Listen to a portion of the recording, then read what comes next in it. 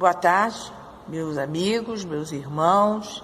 Estamos reunidos no encerramento da 56ª Semana de Confraternização dos Centros Espíritas do MEIA e adjacências. Sabedores de que estamos juntos e Jesus nos abençoando, nos protegendo, nos amparando, Deus, nosso Pai, os mentores de todas as casas envolvidas e desta vez de forma virtual, mas nem por isto deixamos de estar juntos, estarmos congregados, amparados, abençoados, abraçados. Então, vamos começar com a prece muito sentida dos nossos corações. É uma prece de agradecimento. Mestre Senhor Jesus, nós estamos agradecendo por mais esta oportunidade de congraçamento dos Centros Espíritas MEIA e adjacências, onde nós iremos falar sobre o Cristo Consolador. O Cristo que nos consola, que nos abraça, que nos abençoa. O Espiritismo. Então, nós suplicamos por todos os mentores das casas que estão envolvidas, por todos os dirigentes no plano material destas casas e também por todos aqueles que frequentam estas casas. Não podemos nos esquecer do trabalho da evangelização infantil e dos jovens. Então, com muita gratidão, iremos iniciar o encerramento da Semana de Confraternização dos Centros Espíritas do MEIA e adjacências. Graças a Deus. Meus irmãos, da Semana Confraternativa do MEIA e adjacências. Estamos aqui rogando a Jesus que nos abençoe. Nos abençoe neste momento em que a nossa confraternização é realmente espiritual.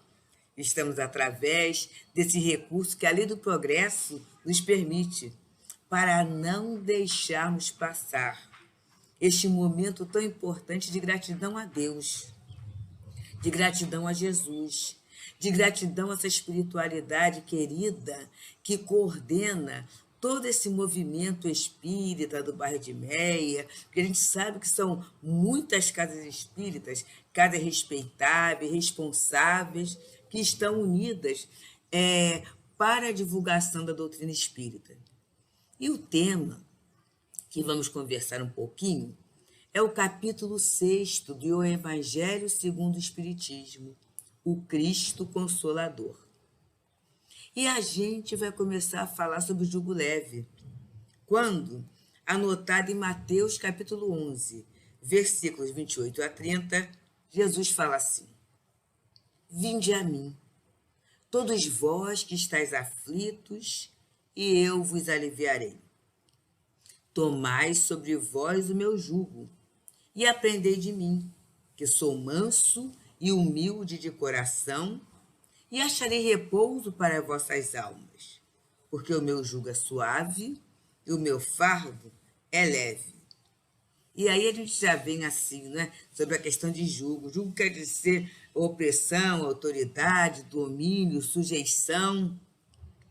E o Evangelho vem comentando o seguinte, Kardec comenta o seguinte: todos os sofrimentos, misérias, decepções, dores físicas, perda de entes queridos, encontram sua consolação na fé no futuro, na confiança na justiça de Deus que o Cristo vem ensinar aos homens.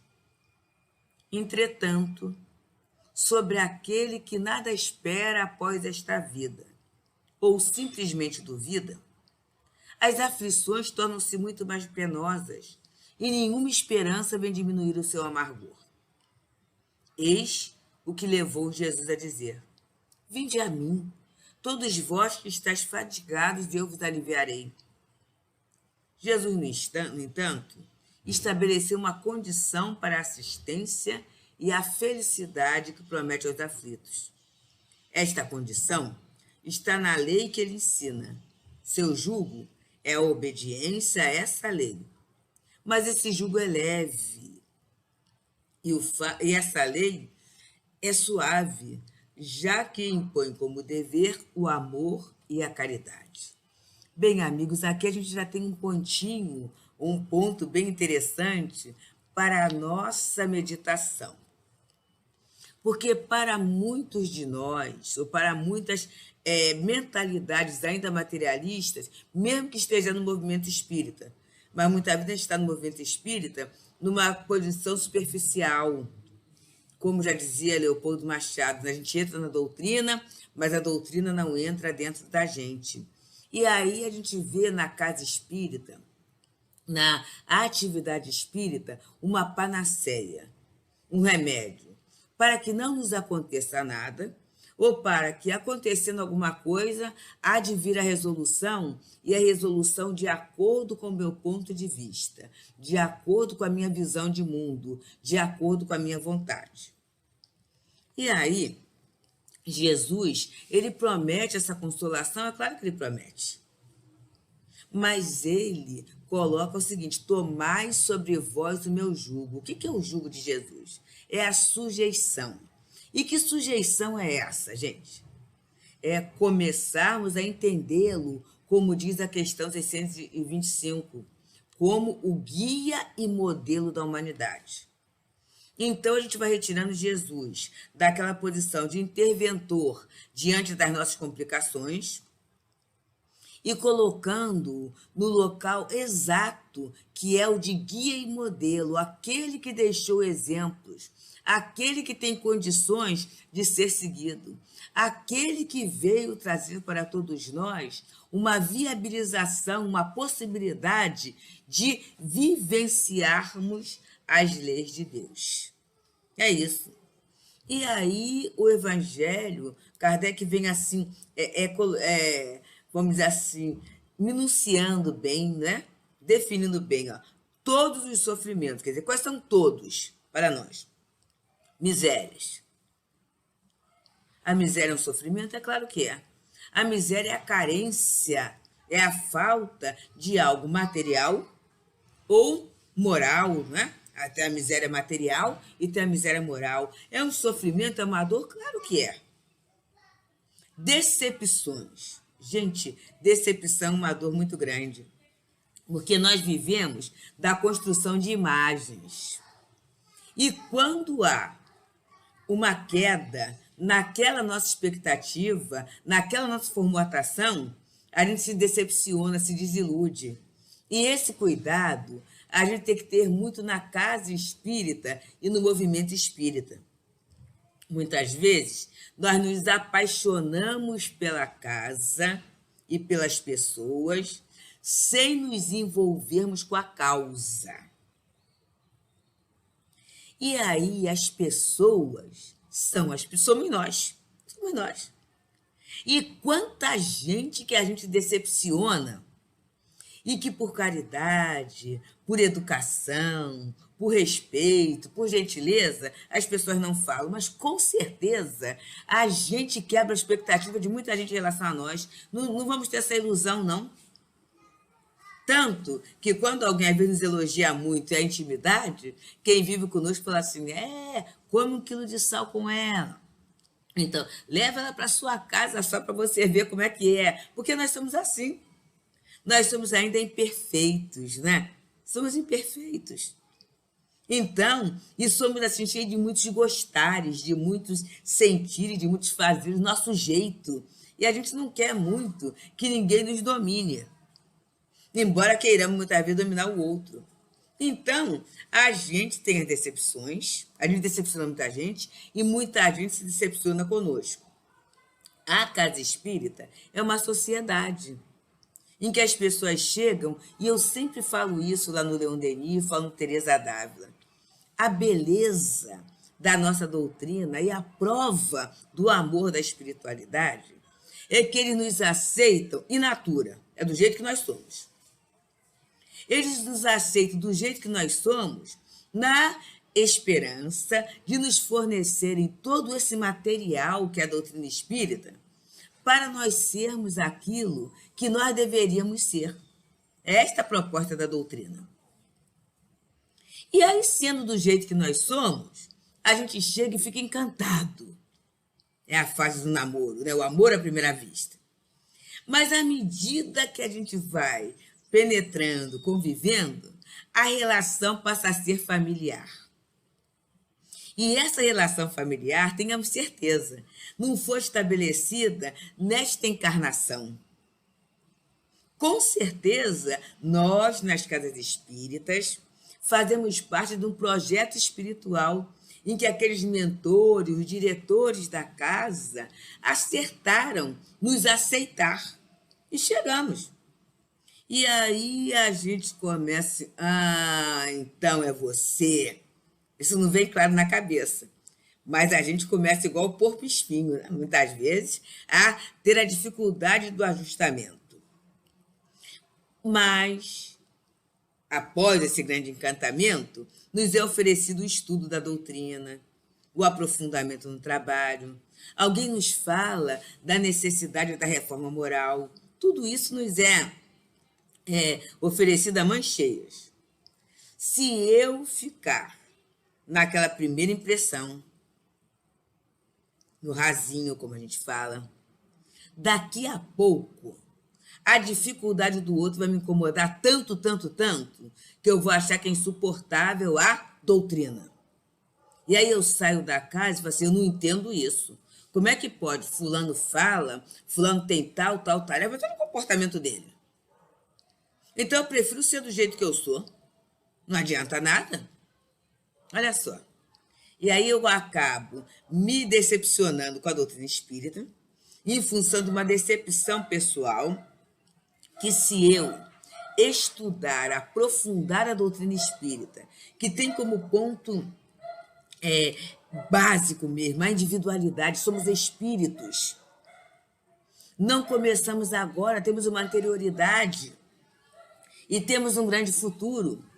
E essa interioridade é que constitui hoje essa nossa individualidade tal qual se apresenta. Tal qual se apresenta, até com algumas aparas, né? Porque a gente sabe que na reencarnação, para crescermos num aspecto ou outro, alguns aspectos são assim abafados para que a gente possa crescer. Mas temos imperfeições, é claro que tem, e aparece. Então, quando eu começo a pensar assim, eu vejo assim, interessante, né? A mesma oportunidade que está sendo dada ao companheiro, com as dificuldades dele, está sendo dada a mim também.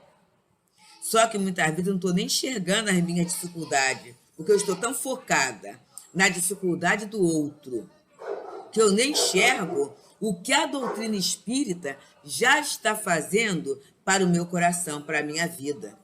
E aí eu abandono a doutrina espírita. Como?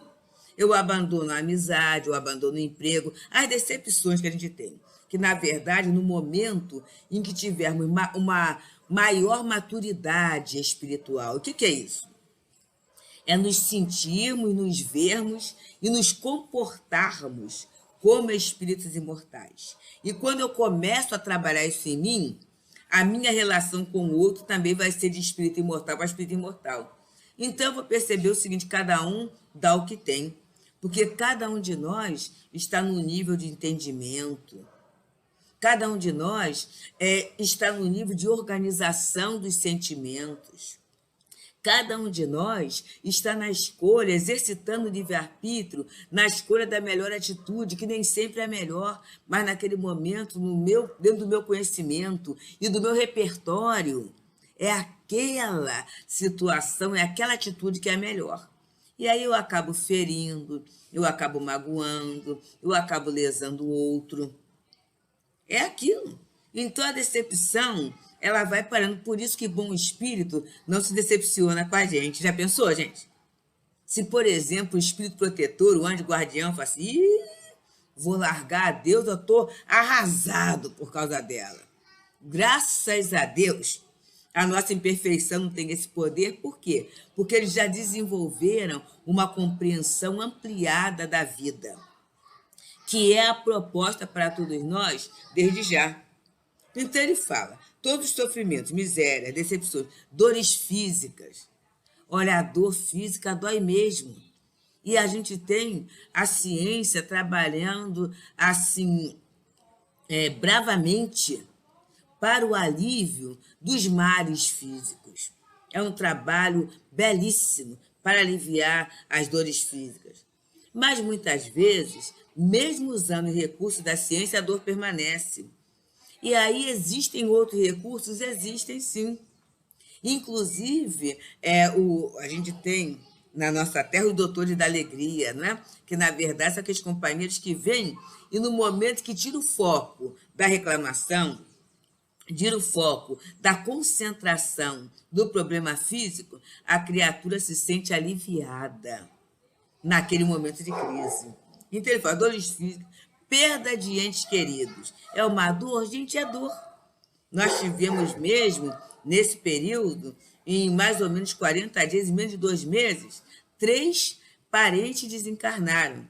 Ninguém de Covid, muito interessante, né? As 2 pessoas, as 2 tias idosas, uma da insuficiência renal, a outra infartou, e o primo, médico intensivista, que foi na ambulância, depois de 2 socorros, o médico vai ao lado do motorista, né? E houve uma batida e só ele desencarnou. Então, observa, meus amigos, se não é essa compreensão da imortalidade, se não é a compreensão até no caso do nosso primo, do Daniel, né? Que desencarnou, e a gente, assim, tinha a frase de Emmanuel, que é melhor que a morte nos surpreenda em serviço, a esperarmos por ela em uma poltrona de luxo. E essa frase foi de uma consolação muito grande, porque nós fomos convidados a fazer uma ligeira prece e havia todo aquele grupo médico, né? Inclusive o grupo de ambulância, de socorro, em que na hora que saiu o corpo eles tocaram a sirene, né? E a família toda, e parte da família, da esposa, eles são da religião evangélica, da igreja batista. E tinha pessoas da igreja católica e tudo. E quando a gente falou esta frase da desencarnação em serviço, em todos eles arregalaram, eu falei, meu Deus, a gente não havia pensado nisso. No socorro, na misericórdia, na beleza, que é alguém desencarnar servindo. A exemplo de Jesus, não querendo comparado com Jesus de jeito nenhum. Mas assim, Jesus não desencarnou trabalhando também? Trabalhou, até o último momento. Isso é muito bom, isso é uma glória. Então, olha a consolação, né? Ele vai dizendo, encontra consolação na fé no futuro. E é esse o grande patrimônio, meus amigos, que a doutrina espírita, através da casa espírita, vem nos oferecer. Essa certeza absoluta do futuro. É isso. Para nós não há dúvida. Como é que vai ser? Vai ser melhor, porque a lei é a lei de Deus, é do progresso. Só que o melhor nem sempre é indolor. Não é? Muitas vezes, para se conseguir alguma coisa melhor, vai exigir sacrifício, vai exigir dor, vai exigir renúncia, vai exigir mudança de hábitos, atitudes renovadas, novos aprendizados, mas com certeza o futuro é o melhor. E aí, o que vai dar consolação? A fé no futuro. A confiança na justiça de Deus que Jesus veio ensinar aos homens. E isso é uma coisa muito interessante no momento da dor. Porque muitas vezes a gente pensa assim, como é que fulano espírita sofreu? Como é que fulano médico sofreu? Como é que fulano que é tão bom sofreu? Mas aí a gente poderia falar assim, a lei de Deus ela é única. E Jesus também não morreu, porque a gente às vezes fala assim, mas fulano morreu, é tão bom. Ué, melhor do que Jesus ninguém. E essa lei é para todo mundo. Jesus também teve a morte do seu corpo físico. Então, nós temos que começar a pensar nisso. Como é a minha relação com o futuro? Como eu penso no futuro? Como eu planejo o meu futuro? E como é a minha relação de confiança na justiça divina? Eu confio a ponto de me entregar? A ponto de, mesmo naquelas questões que eu não compreendo, eu falar assim, tem uma causa, tem uma causa. E se Deus é justo, essa causa há de ser justo. E tem mais.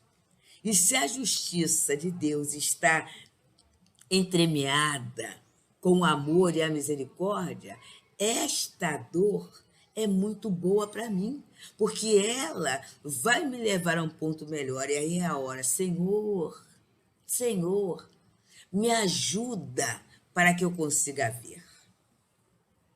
Me ajuda para que eu consiga bem aproveitar, para que eu consiga sair melhor desta situação desafiadora, deste momento na minha vida. Mas em momento algum eu terei dúvida acerca do cuidado de Deus na existência de todas as suas criaturas. Isso é consolador.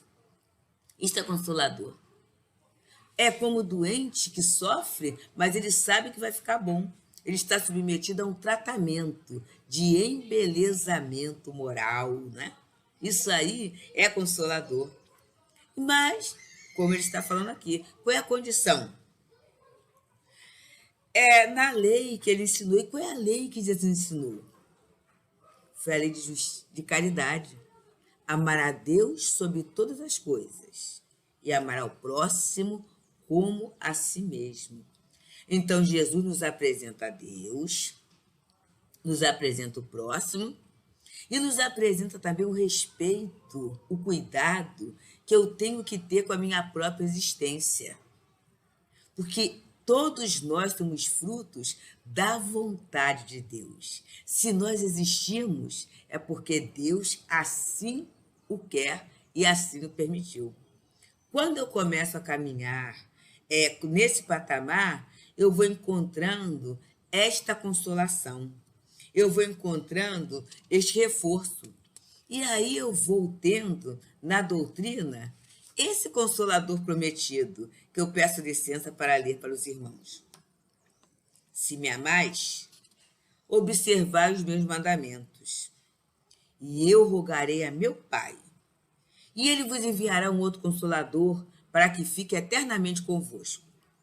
O Espírito de verdade, que o mundo não pôde receber porque não o vê e porque não o conhece. Vós, porém, o conhecereis, porque ele ficará convosco e estará em vós.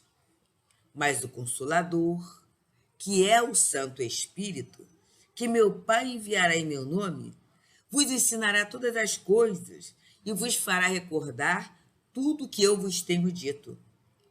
Anotações de João, capítulo 14, versículos 15 a 17 e 26, falando de Jesus. Então, quando Jesus promete esse outro Consolador, ele não está personificado, ele vai ficar perpetuamente com o outro, conosco. Por quê? Porque aquilo que eu aprendo, aquilo que eu tenho por princípios, me acompanha para todo e sempre. E o que é que esse Consolador vem nos ensinar? Primeiro, a existência de Deus. E uma existência grandiosa, porque ele diz que Deus não somos nós melhorzinhos. Deus é o nosso paizinho. Mas não é um paizinho pessoa, né? Essa grande potência do universo é incriado, é eterno. Para nossa cabeça, não há esse entendimento, porque para nós tivemos um princípio. Então, nós somos infinitos. Nós tivemos um princípio. Eterno é o que não teve princípio nem fim. Agora, pelos atributos de Deus, como a gente vê esses atributos? Através da criação. Quando eu começo a observar a criação, inclusive a mim mesma, Eu vou ver na sabedoria, eu vou ver na bondade, eu vou ver na justiça, eu vou ver na imutabilidade, eu vou vendo tudo isso com uma forma muito grande. Outro princípio da doutrina espírita. Somos espíritos. Então, a doutrina vem dar a nossa identidade, somos espíritos imortais. A nossa sobrevivência ao corpo físico, anterioridade da existência, de estar no corpo físico, e as condições de sobrevivência. Isso é bom, gente.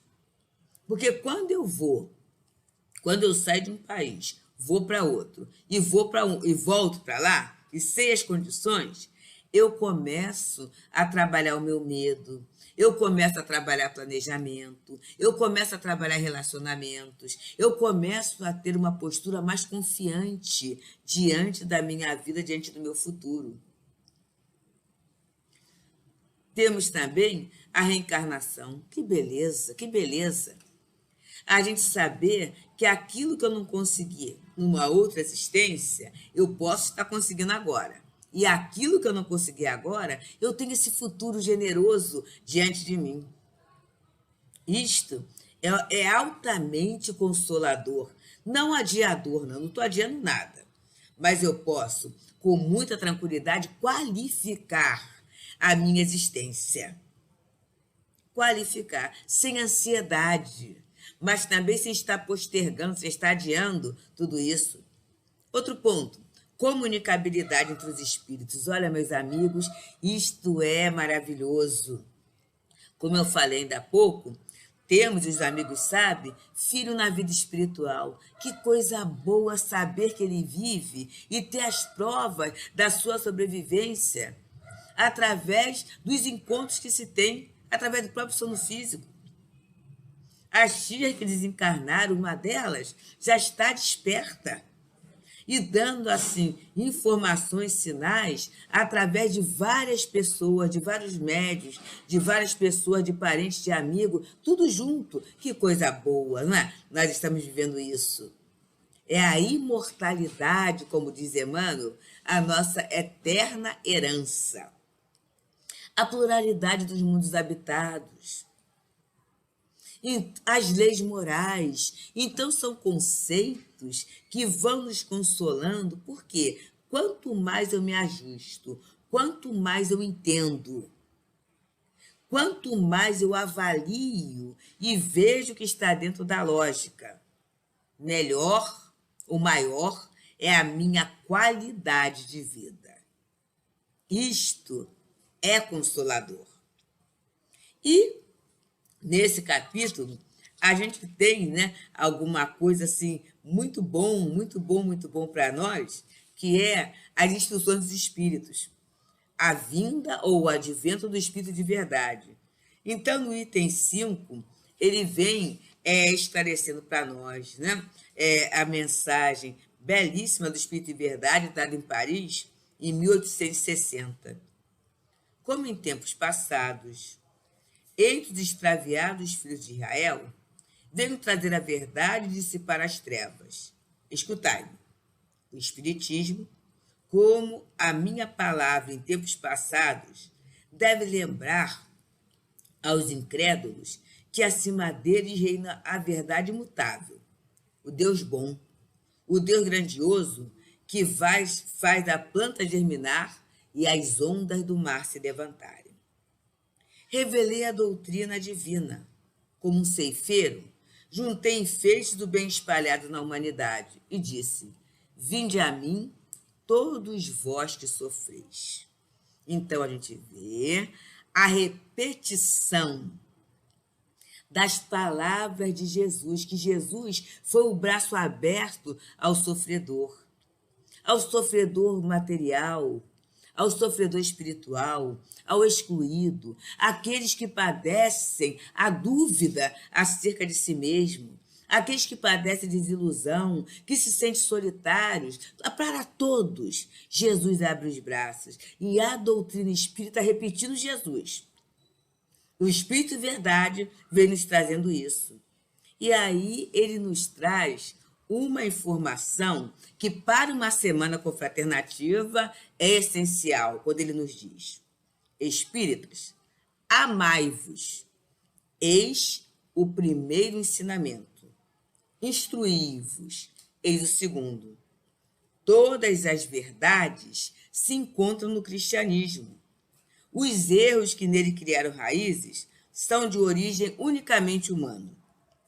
E eis que do outro lado do túmulo, onde acreditáveis que nada existia, vozes vos gritam: irmãos, nada morre.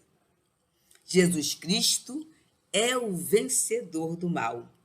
Sede os vencedores da impiedade. Então é um texto assim belíssimo que vem dando uma instrução para todos nós. O que vai caracterizar, o que vai fazer o diferencial na nossa relação como espíritas é este elo de fraternidade.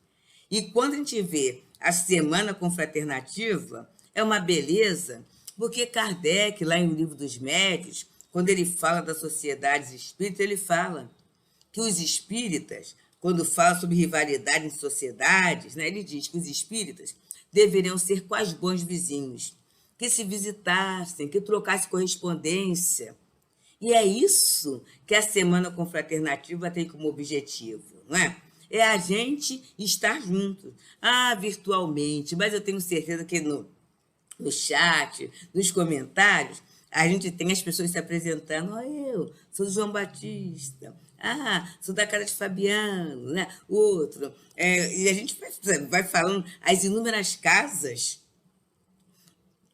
do Meia, né, das adjacências, aparecendo, marcando presença nessa hora de união, nessa hora de adesão ao bem, nesta hora em que, com certeza, os guias espirituais, os benfeitores espirituais da casa, bem assim como os trabalhadores desencarnados, estão unidos para quê? Para que os laços que unem a grande família espírita jamais se rompam. Para que as criaturas encontrem no espírita a palavra de bom ânimo, a palavra de esperança, a luz da consolação. E aí é nessa hora que vem a instrução. Porque uma consolação, ela não pode ser baseada numa mentira. Ela não pode ser baseada numa informação falseada. Para que a consolação seja idêntica, seja legítima, autêntica, ela tem que estar alicerçada na verdade. E o espírita, já que a doutrina espírita vem entender o Evangelho de Jesus, ele sabe que o acaso não existe. Tudo tem uma razão de ser. Ele sabe que ninguém caminha sozinho, que tem os amigos espirituais que nos amam e que tudo fazem para que nos mantenhamos numa linha de equilíbrio. E só de saber, de ter essa informação, a coragem, a esperança legítima, ela vai chegando para cada um de nós. E o desejo de superar a crise vai ser a grande alavanca para que possamos sair dela. E se cairmos? Se cairmos, temos a certeza que mãos amigas nos erguerão. E esperamos. E os espíritos esperam. E o Jesus espera que os cristãos, que a família espírita, possa estar pronta para soerguer aquele que cai. Então, amigos, o momento é de consolação. O momento é de esperança. O momento é de busca do melhor. Porque, como filhos de Deus, não estamos desamparados, não estamos sós. É como Maria Dolores diz na belíssima poesia Cercas. Alma querida, escuta. Em tuas horas lentas, de inquietação, insegurança e luta, amargura e cansaço, ouvimos nós do além, de algum ponto do espaço, as frases mudas que nos apresentas.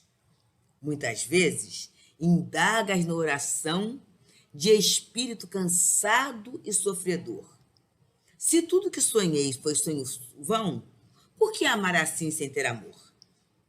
Por que me dedicar ao filho que amo tanto, se me oferta, por triste recompensa, a incompreensão imensa que me encharca de pranto? Por que me dedicar ao lar que me magoa, no qual ninguém anota as cruzes que carrego, nem considera a dor que me agrilhoa? Que motivo me leva a entregar-me de pronto a certo coração que me espezinha, que me encharca de pranto, depois de ironizar a esperança que eu tinha? Dói-nos ver no além o pranto com que indagas, mostrando o coração aberto em chagas. É um esposo distante, é uma esposa esquecida do trabalho de paz que abraçou para a vida. É o filhinho doente, gradeado em leito merencório. É o parente infeliz no sanatório. É a pessoa amiga, atirando-lhe no rosto acusações sem base, em vinagre, em censura, fazendo-nos enfermos de desgosto, ou cansados de dor, às portas da loucura. Ainda que tudo isso te aconteça, não fuja de uma boa.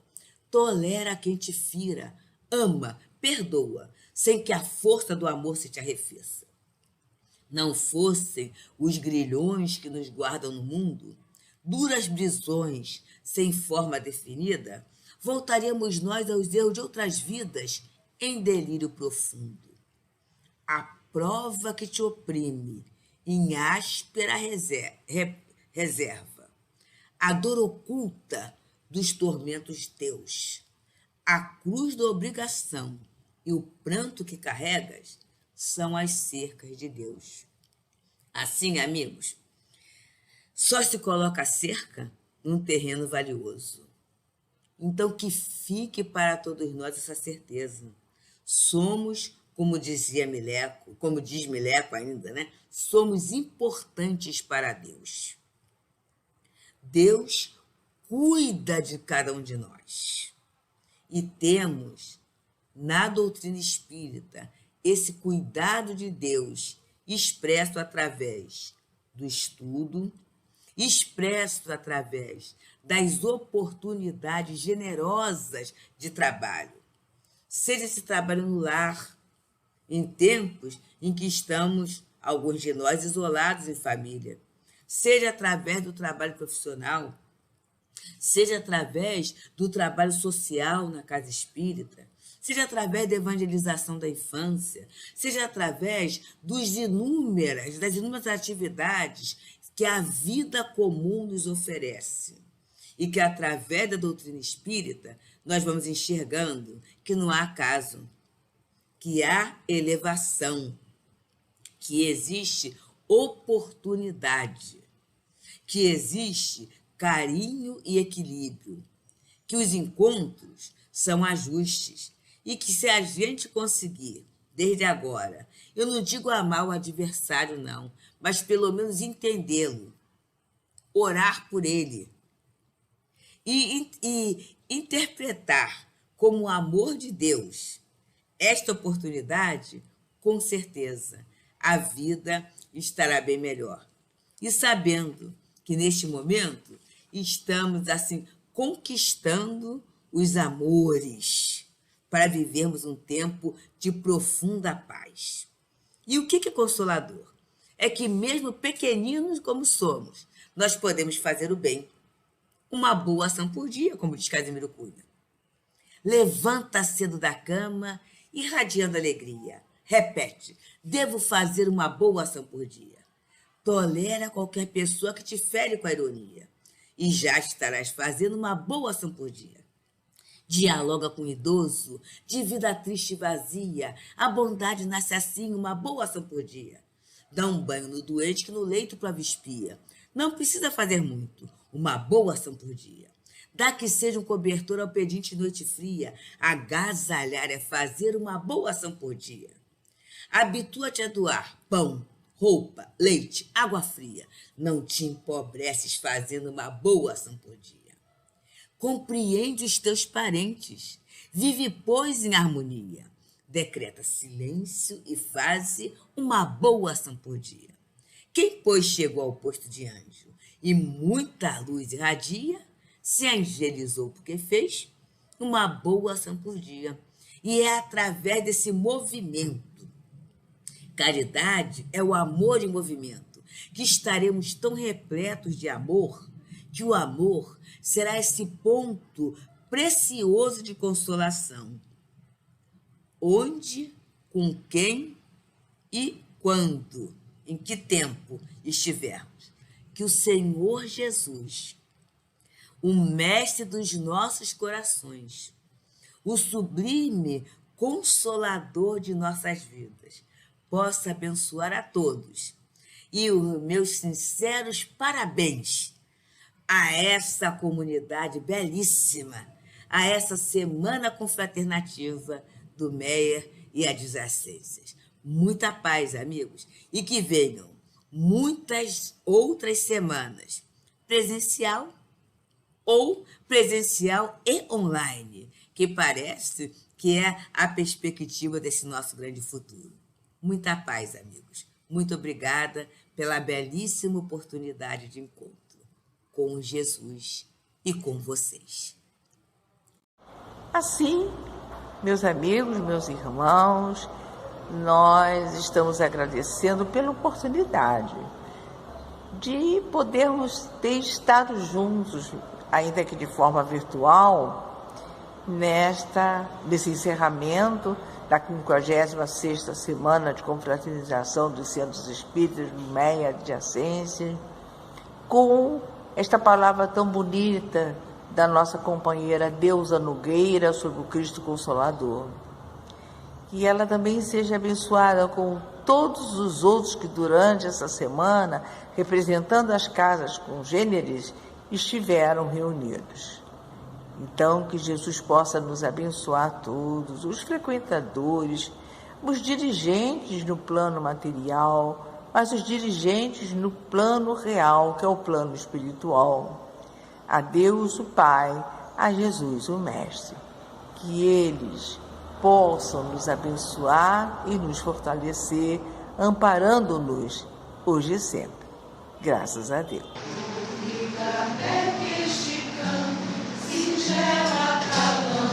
Mensagem de amor, de almas que te agradecem e nunca se esquecem de seu benfeitor. Graças ao teu altruísmo, o espiritismo se viu florescer. Tu nos legaste a doutrina, Cristo ilumina e ajuda a viver. Fonte de fé e verdade, em que a caridade é o lema vital.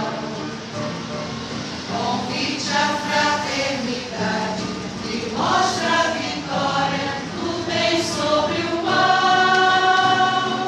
Crença de luz e esperança, ensina a grandeza do amor do perdão. Doutrina que nos revela a bênção divina da reencarnação. Deus do Espiritismo, convite à humildade, convite ao amor. Ele é que nos fortalece, mostrando que a prece tem grande valor.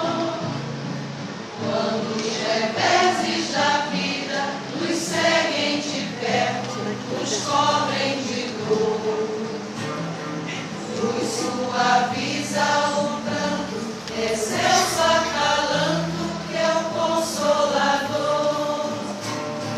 Fonte de fé e verdade, em que a caridade é o lema vital.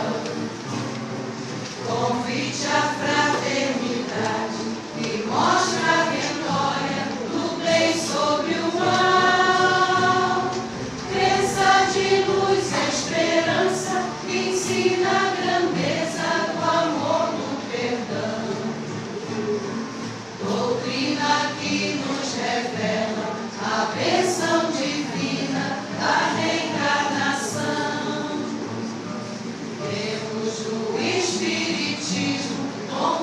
a humildade